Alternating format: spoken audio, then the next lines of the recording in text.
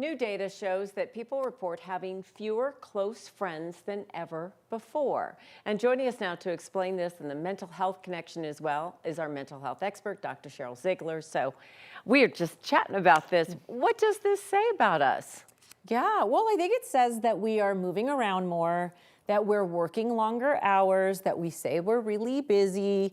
And so when you don't create community, if you don't stay put, it's pretty hard to make community. And so that's getting really lost. I actually also just did a talk this morning. It was live and it was international.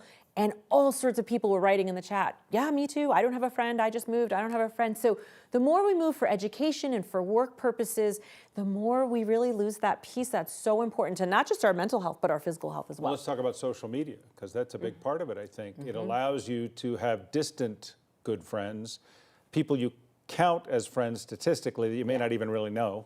Yep. But for those good friends that when you think about who are your good friends in life, I would think they would still be there for most people. So interesting. First, the part about social media. You would think that that's, of course we would be more connected. But just because you have a whole bunch of superficial, hundreds of people, friends, that just doesn't fulfill the need. So they looked at how many friends should we have, like the cry on your shoulder type of friends is how they put it. And so it says like sort of 3, 5 max. That's all that you can handle in your life in terms of really intimate. So if people are thinking, well, how many friends do I need? There's this really small group of, that's the intimate friends, the people you tell almost anything to, you go to in a time. So all those social media friends, you're not going to do any of that. Right. Although you may tell everyone something that you would normally just tell someone. Right. You may just alert that my Instagram or my, I'm telling everyone, this is what I'm going through. Right. That's true. That whole weird. But you don't get reciprocity back. Yeah. Right? So from social media, all you're going to get is you're going to be focused on who didn't comment, who didn't like this post, right? And all of what's not missing versus when two women, particularly, there's a lot of research on this, are in each other's company, there is oxytocin flowing, there's dopamine flowing, there's a lot of love hormone chemistry literally flowing back between two women. What is the gender difference in this? That's what I wonder, I too. would think that I would think of the sexes as homogenizing more, but you say it's going the other way? No, right. So we've known this too for like a little over 20 years. They started studying this. Why, when two women are together, is it different? They actually say that women's friendships are sometimes deeper than their marriages or their relationships. And so I don't know all of the reasons, but there is something chemical that goes on between the hormones that just feels more reinforcing. And it's almost like you fill my romantic bucket and my connection bucket versus maybe when a man and a woman are together, it feels more romantic, but not as much friendship. That's tough for me to comment on as an expert on women. Yeah, as an expert on women. No, I do think, though, that men's relationships are different. Like you might golf with good friends, and then you might talk about things that are deeper than the more time you spend together.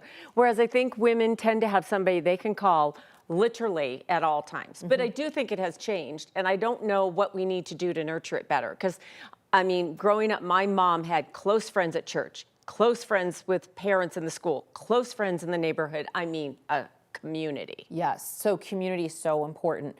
So there's a couple of things, and you're right about the gender differences. A lot of times men do stuff together. They watch something together, they play golf together.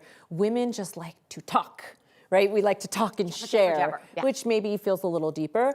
But what do we need to do? So we need to create these communities ourselves. If you don't have it, create it. There are so many other people who need it too. So meaning you have to put yourself out there. You have to allow yourself the time. It's just like a relationship. It's not going to happen overnight. You're not going to have one coffee with a new person and say, oh my gosh, I just found my new best friend. That's pretty rare. Sometimes, but that's pretty rare. So know that it takes some time. Know that you can create those opportunities and also just get out there in the community. So whether it's your kids' school or whether it's an employment kind of group after school, a happy hour, whatever it might be, you have to put yourself out there. And it's effort. It really is. You got to put in the time. I wonder, I think with men, at least the people I talk to, which is a rather curious crowd, just over 100% of men would rather send a text than make a call. Yeah. And that creates distance. I mean, it's not meant to. It's meant to stay in touch, but I think it's trying to just boil things down a little bit, not have a broad, expansive conversation. 1, 2, 3. And that's intimacy, right? Like a text can mean a lot to you, Sure. right? But intimacy and what we're talking about with mental health benefits, so greater connection, better longevity, greatest predictor of life is your social connection. More than smoking. They say if you had to choose between social connection and losing weight, social connection. Wow. Like, so you can keep on the pounds. You can even smoking. I mean, it's really dramatic how important this social connection piece is. So yes, once in a while a text is good, but that deeper level of intimacy is what keeps us healthy physically and mentally. The full conversation. And my question would also be, like, it's also good to have a best friend that's of a different gender. I mean, that, like, you have a best friend that you've known your whole life, and that it might be a man, it might be a woman, it might be that you have that connection with. Absolutely. There's sort of nothing like that, right? That old best friend, you can't ever replicate that. And so that's the place, like somebody today said, why is this so important? And can I do other things? And it's like, because you don't realize what you might be struggling with or the questions you have or how lonely you feel about something. Maybe you had no idea that so-and-so also, had a family member with that disease, or they're a caregiver too, or they're going through a divorce.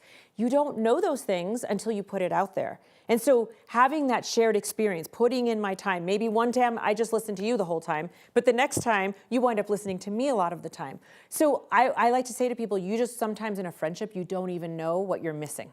You don't even know what you needed. The key word in there is listening. Listening. When you talk about texts, it's always about telling and talking, and you've got to be available. You got to listen. It's always good. Yep. It's always good to talk to you too. Thanks. Thank Dr. you. Sheryl Ziegler joining us.